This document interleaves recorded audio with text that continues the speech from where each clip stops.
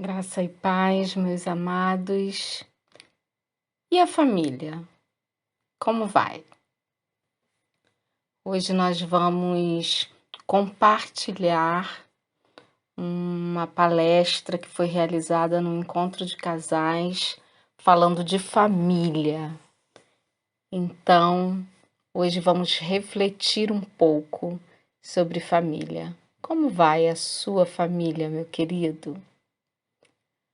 Falar de família é falar da nascente do rio, da própria civilização, da oficina que modela o caráter do ser humano, da base que sustenta a sociedade e a igreja. É falar do ponto de partida de todos os outros relacionamentos. Queridos, nós cremos no Deus que criou todas as coisas. Em tendo criado todas as coisas, criou o homem e a mulher. Gênesis 2, 18 e 24 nos traz o seguinte relato. Disse mais o Senhor Deus: não é bom que o homem esteja só, far-lhe-ei uma auxiliadora que lhe seja idônea. Por isso deixa o homem pai e mãe e se une à sua mulher, tornando-se os dois uma só carne. O objetivo de Deus ao planejar a família é para que o homem se desenvolva de forma saudável e não esteja só. Mas onde começa a construção de uma família? É possível ter uma família marcada por compreensão, respeito, solidariedade, sensibilidade, cooperação e gentileza? Existe família onde o amor sempre fale mais alto em qualquer situação? É possível conviver com a família de origem do cônjuge sem estresse? Existe família sem crise? Estas e outras questões vão permear o nosso momento de reflexão com os casais. E logo de início, nós buscamos conceituar o que era esse casamento, a que união estávamos nos referindo. Acompanhe um pouquinho do que foi a nossa noite especial no dia 11 de junho de 2022. Seja abençoado como nós fomos. Então, quando eu falo no casamento ali, eu estou falando nessa união de duas pessoas. Um homem e uma mulher, princípio bíblico. É uma sociedade que é formada ali e que tem já a autenticação divina. Então, uniu ali um homem e uma mulher diante de Deus, já tem um carimbo ali, autenticado. Porque eu já estou seguindo ali uma orientação, certo? Só que essa sociedade que é autenticada, ela não vem com garantia de fábrica. Ela não vem com a garantia de sucesso. Ela precisa ser construída dia a dia. E aí, muito esforço, muita paciência, abnegação e muita dedicação. A abnegação é um princípio bíblico, né? Negar-se a si mesmo em prol do outro. Então, esse relacionamento, para ser prazeroso, bom, agradável, para estar todo mundo sorrindo, como ela falou, vamos sorrir. Quero ver todo mundo sorrindo. Para que seja mesmo esse deleite, a gente precisa construir esforço, paciência, abnegação e dedicação. A abnegação envolve entregar a bala de chocolate que eu mais gosto, porque eu sei que também é a que ela mais gosta, né? Envolve também, mas isso é só um pequeno detalhe. Vamos prosseguir. E eu trouxe um texto para gente, bíblico, para a gente nortear nosso pensamento. 1 Pedro 3, 10 e 11. Vocês podem ler junto comigo? Dá para enxergar? Então vamos lá.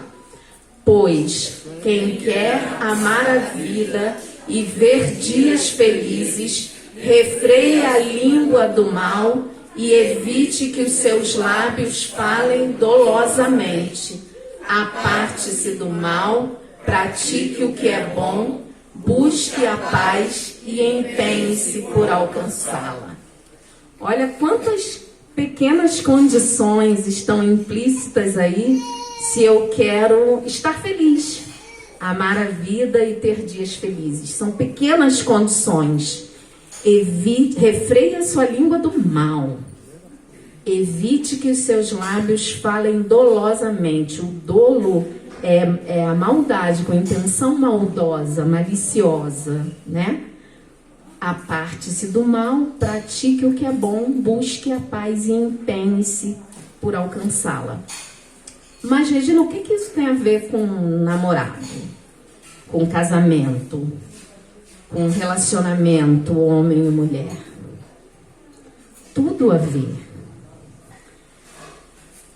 Busque a paz e empenhe-se por alcançá-la.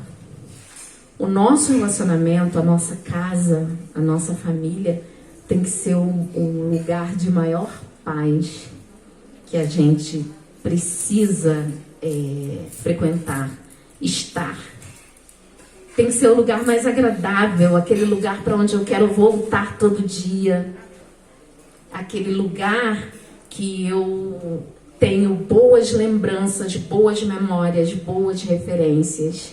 Isso não vem pronto. A gente precisa construir. E essa construção não é fácil. Primeiro, porque nós temos as nossas diferenças individuais. E nós somos muito diferentes, né? Já observaram que normalmente um é mais explosivo, mais afoito, mais ansioso, e o outro já é mais tranquilo. E pela sabedoria divina, esses dois se casam. Não é porque eles são iguais, não é porque eles são apenas porque eles são diferentes. É porque eles vão se complementar e vão dar o equilíbrio. Então, o nosso desafio, a partir do momento que a gente casa, é encontrar esse ponto de equilíbrio. E isso é o mais difícil, não é, gente? Porque eu venho lá da minha família, com os costumes da casa da minha mãe, porque a comida da minha mãe, ninguém sabe fazer, só a minha mãe. Porque a galinha de casa... Nossa, eu ouvi muito isso quando casei com meu marido digníssimo. Eu comprei essa daqui, mas é para minha mãe fazer, tá, Regina? Assim, delicadinho, sim. Olhem para o meu marido, gente. Quando vocês olham para ele, vocês imaginam o que, assim, por exemplo, de características? Muito tranquilo. O irmão ali falou que ele é obediente. Vocês olhando assim para ele, é um santo, não é? Não é não, gente, não é não. Sabe por que ele não é? Porque ele é um pecador. Ele é pecador, assim como eu, porque ele é influenciado por um monte de coisas, porque ele vive uma série de situações, porque ele tem os desafios diários no trabalho dele, nos lugares que ele enfrenta. Às vezes você sai de casa na mais perfeita paz e chega na esquina, acontece uma situação que vira o seu dia de cabeça para baixo. Então, não é para chupar a bala, não. Então, olhando assim para ele, você vai dizer, ó, nossa, ele é um santo. Ó, a esposa falou para ele entregar uma bala, ele foi lá e entregou. Ele faz direitinho, coopera, né, quando precisa. Mas ele é um pecador também, assim como eu, como você, que tem o temperamento dele, que às vezes explode. Às vezes chega em casa já com a cabeça cheia dos problemas de lá. E não necessariamente, ou nem sempre, ele consegue filtrar antes de chegar em casa, para não trazer o problema de lá e despejar dentro de casa. O que mais comumente a gente faz? A gente descarrega tudo no parceiro. A gente descarrega. Porque a gente tem intimidade, porque a gente acha que ali é o lugar que a gente fica à vontade, então a gente descarrega. E às vezes porque a gente não se controla mesmo, a gente descarrega. E isso é do humano. Isso é do humano. Tem coisas que só o Espírito Santo dá jeito, né? Porque é do humano, é da nossa natureza, sabe? E aí, nessa nossa natureza, vem a criação que a gente teve, que foi diferente. Os costumes que o meu cônjuge trouxe da família dele. Os costumes que eu levei da minha família. Então, quando a gente junta ali a família dele com a minha família, o ideal é que a gente comece a formar um novo núcleo familiar. Pegando tudo que é bom do lado dele, tudo que é bom do meu lado. Imaginem, que família, que coisa linda de família que não vai sair, gente. Se a gente pegar o que é bom de cada lado. Mas às vezes a gente faz o contrário. A gente pega o que é mais difícil. E aí a gente fala assim, a galinha da minha mãe é a melhor de todas. Não, isso é coisa boa. Mas aí você aprendeu a fazer. Não. Porque aí é você que tem que levar. Minha mãe que me acostumou com Isso acontece. Depois de alguns anos, a gente nunca me incomodou. Eles sabem, os parentes que estão aqui, nunca me incomodou. Ele falava assim, trouxe aqui para minha mãe fazer. Eu falava, oba! Ia junto comer, gente. É bom mesmo, né? Mas eu poderia bater o pé e falar, então também, né? Não quero, não vou. Tem que comer minha comida. Porque casou comigo, tem que comer minha comida. Né? Muito amor. Por isso que eu disse, o amor é o que nos move. É o amor que vai fazer a diferença nas nossas reações, nas nossas atitudes. Então, nós somos diferentes. Quando nós nos unimos, nós chegamos diferentes. Tá? O que está ali nos fazendo com que nós nos unamos é o sentimento que, de alguma forma, aflorou entre nós. Então, a gente, quando se casa ali, não adianta dizer, não, porque eu sei que ela vai ser a companheira, não sei o que, não é nada disso, não. É aquele sentimento mesmo inicial, a vontade de estar junto, os desejos, é isso que faz a gente, né, começar a namorar e casar. É isso. Depois é que, de fato, a gente começa a construir o relacionamento. Aí que a gente vai conhecer as manias, o ronco. Não, ele não, meu marido não. Meu marido não. O ronco. E todas as outras coisas. Todas. Um ronco não é nada demais, né? E é difícil a gente ter esse ninho, até falam romanticamente o ninho de amor, né? É difícil a gente construir esse lugar do aconchego, da paz, que no fundo é o que todo mundo quer, mas é tão difícil. Primeiro porque nós somos muito diferentes. Você não vai ver, se você ver casar dois que são devagarzinho, tranquilinhos, você não vai ver isso ir à frente, não. Se você vê dois explosivos também, você já sabe que se não for um processo muito grande ali, não vai também muito longe, não. Normalmente você tem um mais explosivo, mais ativo, e um outro mais reflexivo, mais calmo, que pondera, que segura um pouquinho. Peraí, vamos pensar melhor, não é assim? Peraí, será que é assim mesmo? E aí a gente vai encontrando o equilíbrio. Muito bem. Um outro fator que dificulta muito esse nosso ninho, a nossa ilhazinha de felicidade, são as influências. Nós somos influenciados o tempo todo. Nós somos influenciados pelas mudanças que acontecem na sociedade. Somos. Está acontecendo uma guerra lá do outro lado, na Europa, com a Ucrânia e com a Rússia, mas certamente esse assunto já foi conversa de vocês. Já um defende, o outro não, um tem uma posição, outro tem outra.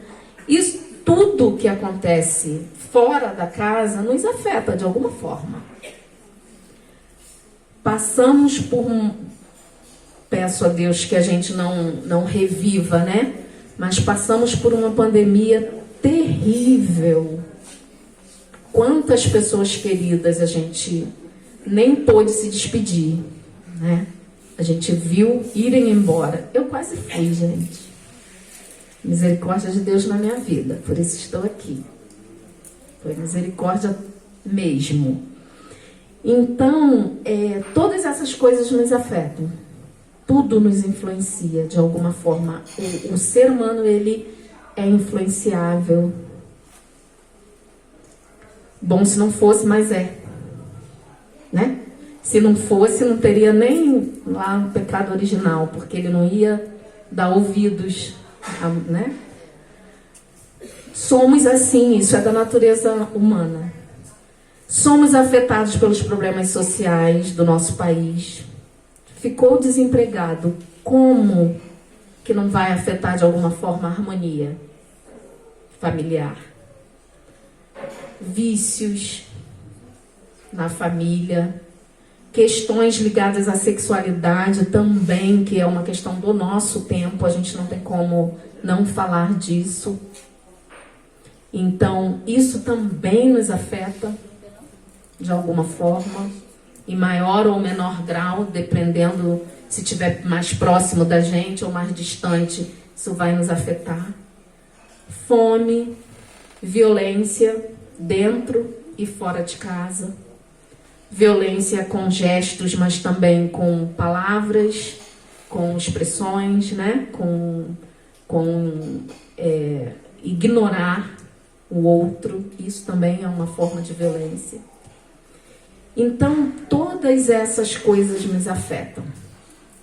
E uma coisa que eu destaquei ali, que eu não vou me aprofundar, mas que afetou muito o equilíbrio familiar, foi a maneira como os valores feministas, daqueles movimentos feministas, entraram dentro das nossas casas.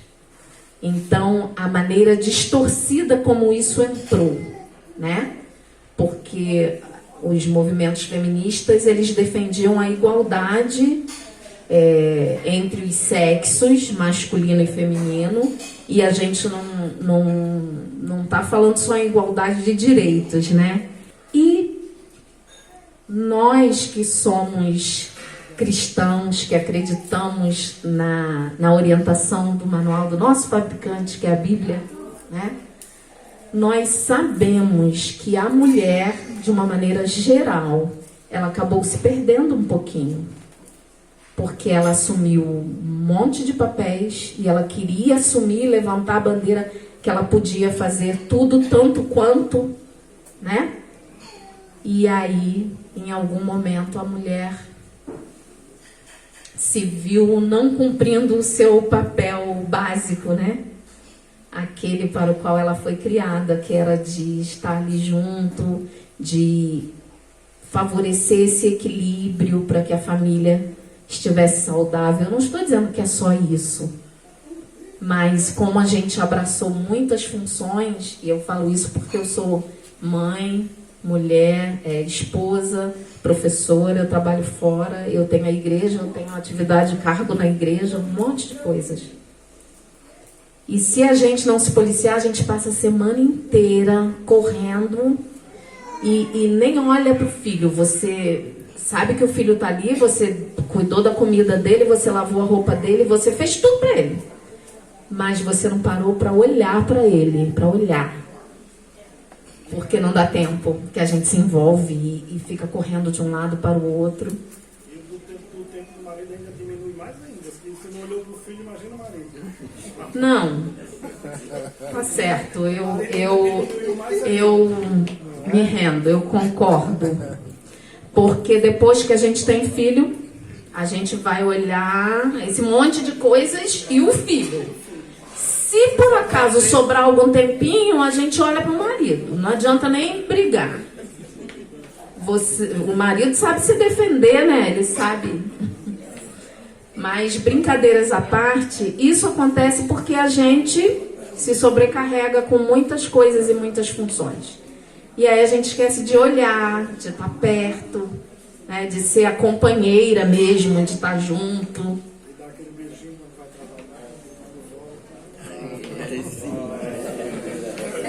É exigente esse moço.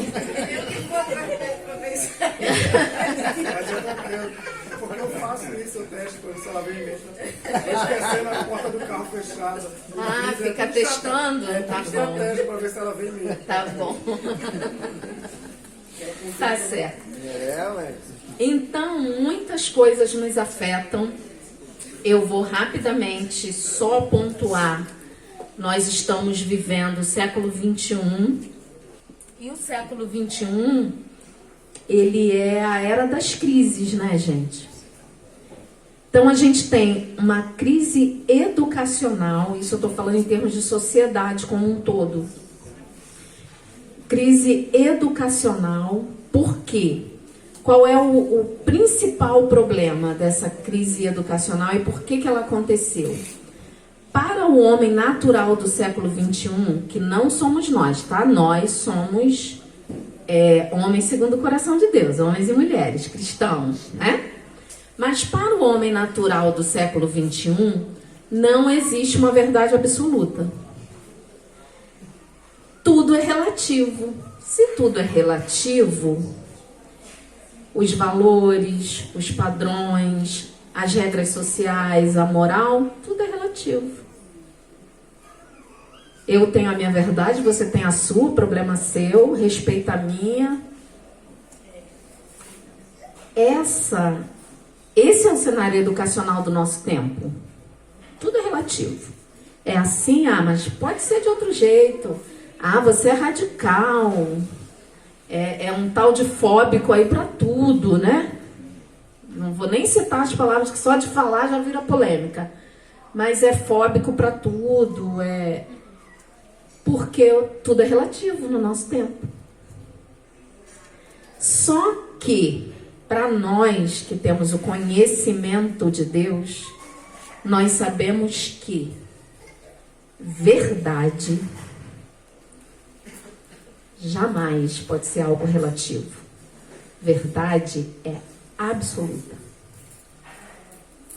E nós cremos na verdade absoluta. Deus, verdade absoluta. Orientações dadas pela palavra de Deus para nós são a verdade absoluta. Então, isso não quer dizer que eu vou ser intolerante, que eu vou desrespeitar, que eu vou maltratar, magoar, nada disso. mas eu tenho que ter clareza da verdade que eu creio. Tenho que ter clareza disso. Eu não posso mudar o meu comportamento para considerar essa verdade relativa, esse padrão relativo que não é o padrão de Deus. Então, nós vivemos uma crise educacional no nosso século. Crise de autoridade. Consequentemente, se tudo é relativo, se todo padrão é relativo, se todo valor, toda regra é relativa, eu não tenho que me sujeitar a nada nem a ninguém. E aí, junto com a crise educacional, a gente tem a crise de autoridade, porque aí, insubmissão e rebelião. E quando eu falo em insubmissão e rebelião, eu não estou me referindo só a filhos, né? Eu estou falando no relacionamento do casal também. Insubmissão e rebelião. Porque essa crise de autoridade que nosso século está vivendo começa a afetar também essa harmonia, essa base, esses valores da família que foram orientados por Deus. E no final disso tudo, a crise de identidade familiar. E aí a gente chega nesse momento, nessa nossa época, com dificuldade de estabelecer limites e regras aos filhos. Por quê? Meu filho, uma vez, o mais velho, né? Nosso mais velho, está com 21 anos. Eu fui exortá-lo, não me lembro nem sobre o quê. Ele falou assim, ele estava estudando ECA na escola, na época, olha que lindo. ECA é o Estatuto da Criança e do Adolescente. Aí ele falou assim, olha mãe, a senhora sabia que eu posso chamar o conselho tutelar? Eu falei, que legal, chama. Chama, meu filho. Então vem aqui, senta aqui. Senta aqui, ó, é isso, isso, isso e isso. O conselho tutelar vai fazer isso por você? Não, mãe, não tô falando que eu vou chamar, não. Aí não dou o discurso, né? Não tô falando que eu vou chamar, não. Eu só tô falando que tem uma lei. Eu falei, sim. Tem uma lei que protege muitas crianças que são maltratadas. Sim. Tem coisas positivas nessa lei? Sim, tem coisas positivas. Mas estabelecer limites e regras aos filhos é nossa tarefa. É nossa tarefa. A sociedade que não tem regras e que não tem limite não vai ensinar para os nossos filhos. Pelo contrário, ela vai ensinar insubmissão e rebelião. É isso, infelizmente. Então, como nós já temos o conhecimento da verdade, a gente tem coisas que a gente não pode abrir mão no seio familiar. Bom, busca de liberdade e autonomia a qualquer custo nessa crise de identidade familiar. O que significa isso? Não só com relação a filhos, com relação a cônjuges também, que querem liberdade e autonomia a qualquer custo, que não se importa com o cônjuge, com o outro, com o parceiro. Hoje, lá em casa, eu preciso falar disso, porque lá em casa eu tenho 2 filhos que amam futebol. Eu acho que aqui não deve ter ninguém que gosta de futebol, né? Né, Josimar? Ninguém. Não. E assim, no dia, né, Zezé? No dia que tem o jogo do Flamengo, gente, pode cair raio, trovoada, alagar, arrastar, carregar a casa, carregar os móveis. Tá acontecendo nada, tem jogo do Flamengo.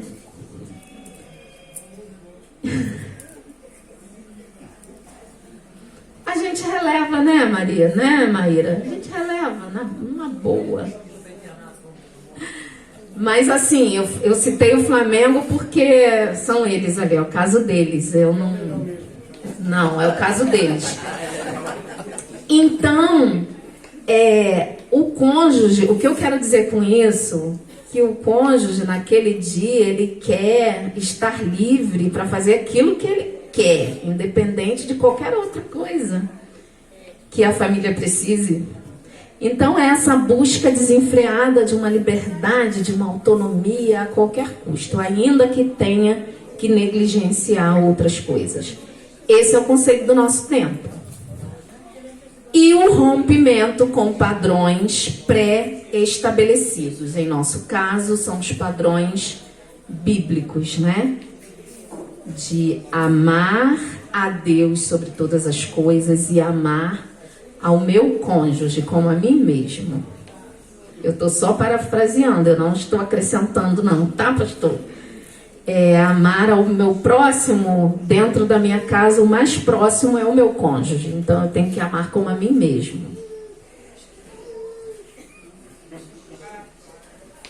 E como consequências de tudo isso, a gente tem os problemas nos relacionamentos. O século XXI também estimula o consumismo, né? Materialismo. Eu comprei um celular há 2 anos atrás, mas já está ultrapassado, eu tenho que trocar. Então, se eu tiver que economizar lá no arroz com feijão, eu vou economizar, mas eu vou trocar o celular. Então, esse nosso tempo, ele estimula, né, esse tipo de consumismo. Vamos lá.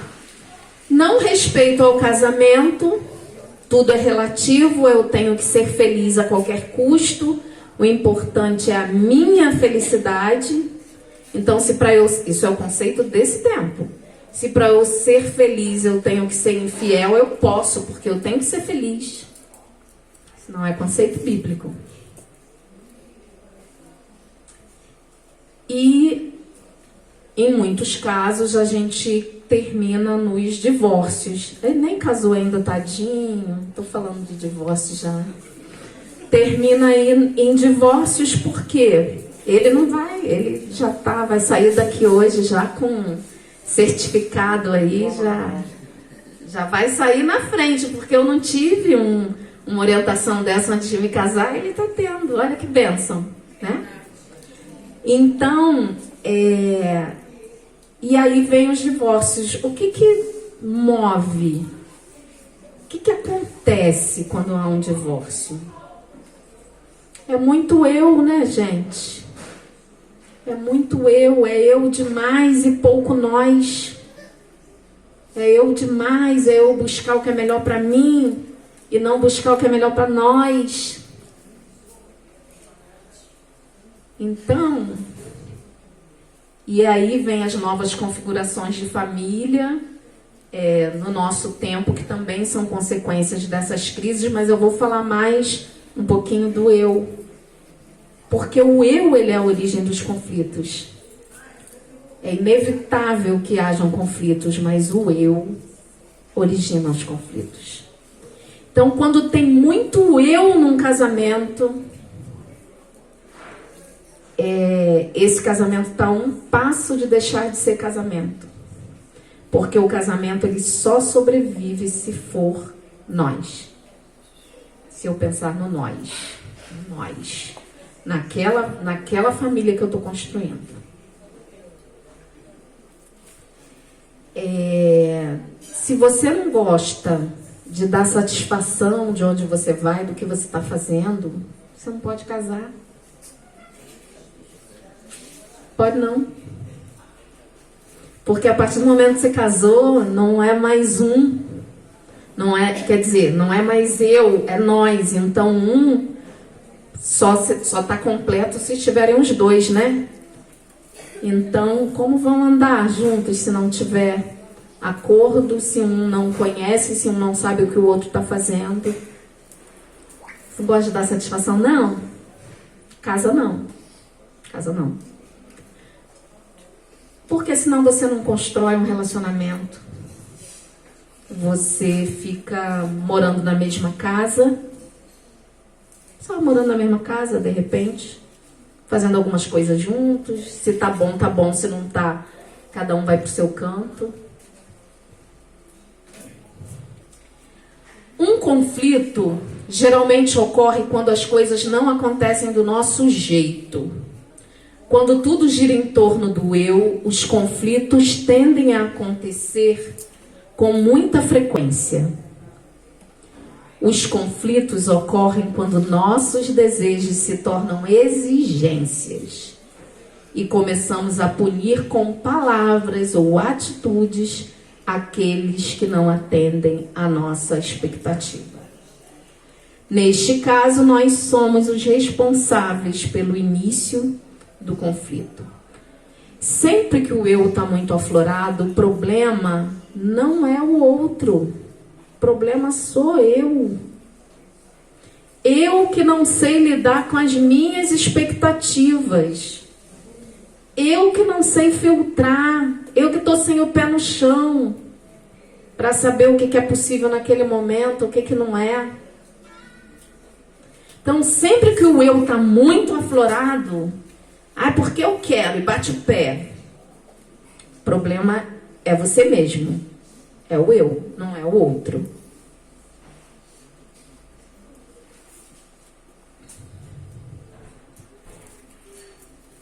Mas então vocês podem me dizer assim, então eu tô bem, porque eu sou tranquila, eu não faço questão de nada, para mim tá tudo bom. Será que tá tranquilo? Vamos ver, tô acabando já, tá? Às vezes eu não sou o criador do conflito, eu não sou o brigão, aquele que cria caso com tudo. Mas eu sempre reajo ao conflito, de alguma forma. Existem 3 formas básicas de reagir a um conflito. A primeira, se fingir de morto, fingir que não está acontecendo nada. Você está maluco, você está maluca, isso não existe. Isso é uma maneira de reagir a um conflito para se proteger, para não entrar no confronto. Mas isso resolve o conflito? É a sujeirinha que a gente bota debaixo do tapete e deixa lá, né? Então ela está no 2, que é a outra forma de reagir ao conflito. O evasivo é aquele que minimiza o problema, foge do confronto, ignora o problema. Isso não acontece, nunca aconteceu, você tá maluco, tá vendo coisa onde não tem, e deixa quieto e muda de assunto e vai falar de outra coisa, e vai fazer outra coisa e sai de perto, botou embaixo do tapete. O combativo é aquele que está sempre disposto a brigar. Então, eles são os maiores causadores de desarmonia no lar. Porque eles estão cheios de uma coisa que é muito perigosa: justiça própria. Esse combativo, ele sempre acha que ele está certo, que ele tem a razão, que ele sabe tudo e o outro não sabe nada. E está sempre disposto, a brigar. Então, nem evasivo, nem combativo. Nós precisamos buscar ser pacificadores. Reações pacificadoras. A resposta pacificadora aos conflitos não foca no eu, que é o caso do combativo, nem em você, que é o caso do evasivo. Você que está vendo coisa, não está acontecendo nada, é coisa da sua cabeça. E o combativo, eu estou certo, eu tenho a razão. A reação pacificadora, ela visa o nós.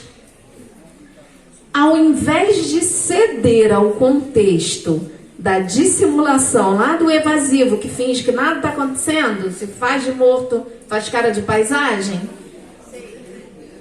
E também a perturbação da paz que é causada pelo combativo, gente. Porque né?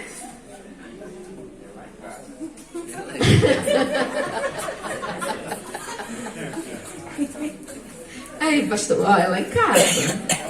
Que bom, hein? Então, a resposta pacificadora, ela vai buscar o nós. Ela vai buscar o equilíbrio. Ela nem vai fingir que não tem nada acontecendo, porque sempre que há uma queixa, se tem pessoas com esse comportamento aqui, sempre que há alguma queixa, não é porque o outro tá maluco, não. É porque ele sentiu desconforto por alguma coisa. E se houve um desconforto, é sempre bom a gente cuidar. Sempre bom. Porque tudo que fica debaixo do tapete, o que acontece? No dia da faxina, aparece. E se esse faxinão for de Deus, pior ainda, gente. Né? Sai tudo, aparece tudo. Porque Deus faz uns faxinões desse, não faz? Dá uma sacudida na gente, sacode, tira o tapete, vamos lá, vamos tirar. Pior ainda. Continuando para a gente concluir. Vamos ler Romanos 12, 18, todos juntos? Vamos lá? Se possível, quanto depender de vós, tende paz com todos os homens. Se possível, quanto depender de você, esposa, tenha paz com seu marido. Se possível, quanto depender de você, esposo, tenha paz com a sua esposa. Então, diante de um conflito, você para. Será que que atitude eu posso tomar para estabelecer a paz? E tome a iniciativa de ser um pacificador, de tomar essa atitude adequada, ainda que essa atitude vá contra a sua vontade, seu desejo, a sua personalidade. Ainda que. Por quê? Para sermos pacificadores, os conflitos no lar e as escolhas do pacificador foi um livro que eu já estudei, ele é bem interessante. E ele traz 4 pontos principais. O primeiro, vise a glória de Deus. Já estou acabando, tá, organizador? Vise a glória de Deus. Essa minha atitude vai glorificar Deus? Vai, eu faço. Não vai, não faço porque eu estou pecando. Eu estou pecando. Independente da justificativa, da desculpa que eu der. O nosso alvo de cristãos é sempre a glória de Deus. E isso tem que começar na nossa casa. Com a esposa, com o marido. Visa a glória de Deus? Amém. Vou fazer. Não visa a glória de Deus? Ainda que me doa. O meu alvo principal é agradar a Deus. É a glória de Deus. Nesta vida e para além dessa vida, para a eternidade. Amém? Segundo ponto, veja primeiro a trave no seu olho. A Bíblia diz que eu preciso tirar a trave do meu olho para que eu veja claramente, para enxergar o cisco no olho do meu irmão. Aí a gente traz isso para a família. Eu tenho que passar limpo assim, ó. O meu olho, a minha visão, eu tenho que passar limpo para eu ser capaz de ver o cisco, a manchinha, qualquer coisa no meu cônjuge. Fácil isso? Difícil demais, porque é negar a si mesmo. Mas negar-se a si mesmo é o principal princípio da palavra de Deus. Viu lá a trave no seu olho, repensou a sua atitude, vá e reconcilie-se. Reconciliar-se sempre glorifica Deus, gente. É sempre para a glória de Deus. vá e reconcilie, mas se reconcilie de verdade, de fato. Libere o perdão. E aí, liberar o perdão implica em, olha só, não é só eu falar, eu te perdoei, tá perdoado, vem cá, me dá beijinho, acabou. Liberar o perdão é mais profundo do que isso. É eu não vou mais pensar sobre esse ocorrido. Isso é possível? Você não pensar nunca mais sobre isso? É impossível, não é? Porque vem à nossa mente, vem à nossa memória a situação. Mas aí a gente que conhece o manual e conhece a verdade, o que a gente faz na mesma hora? Senhor, eu quero trazer à memória aquilo que pode me dar esperança. Eu não quero trazer à memória esse fato ruim. Eu quero trazer os bons. Eu quero lembrar dos melhores momentos que eu vivi com meu esposo, com a minha esposa. Eu quero trazer à memória o que pode me dar esperança, o que pode reavivar meu amor, o que pode me fazer sentir prazer, deleite em estar com meu cônjuge. Não vou mais mencionar o que aconteceu e usá-lo contra você. Isso é o que acontece quando a gente coloca debaixo do tapete. Porque dali a algum tempo vai acontecer uma outra situação. Eu não perdoei como deveria. E aí, mulher é ótima para isso. Os homens vão concordar comigo. Mulher é ótima para isso. A mulher vira e fala assim, eu vou dizer porque eu sou mulher, eu reconheço que isso é uma coisa muito feminina. A mulher vira e fala assim, lembra lá quando nosso filho nasceu, tem 21 anos, lembra lá quando ele nasceu que você fez isso e isso?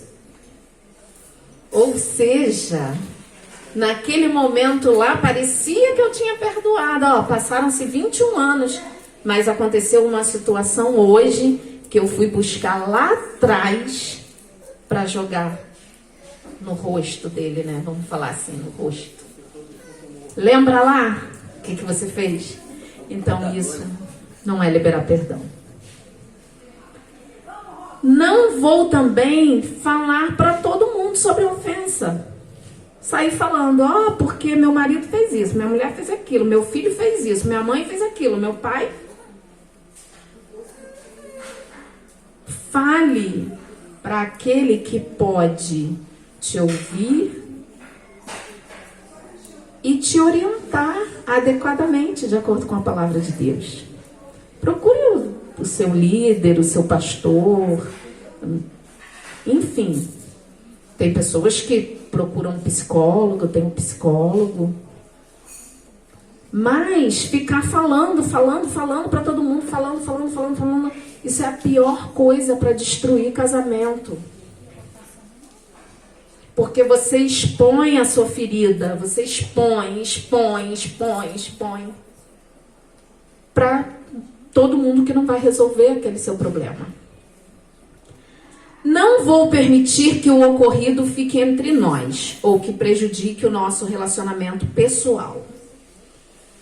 Vá, avalie o seu coração, restaure o relacionamento familiar, tome decisões de perdão e de pacificação no seu contexto familiar.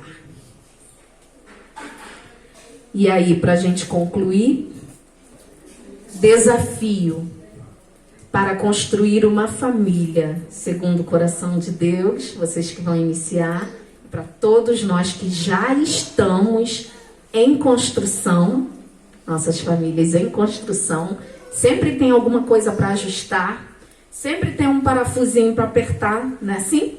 Sempre tem uma telha para trocar, estamos em construção.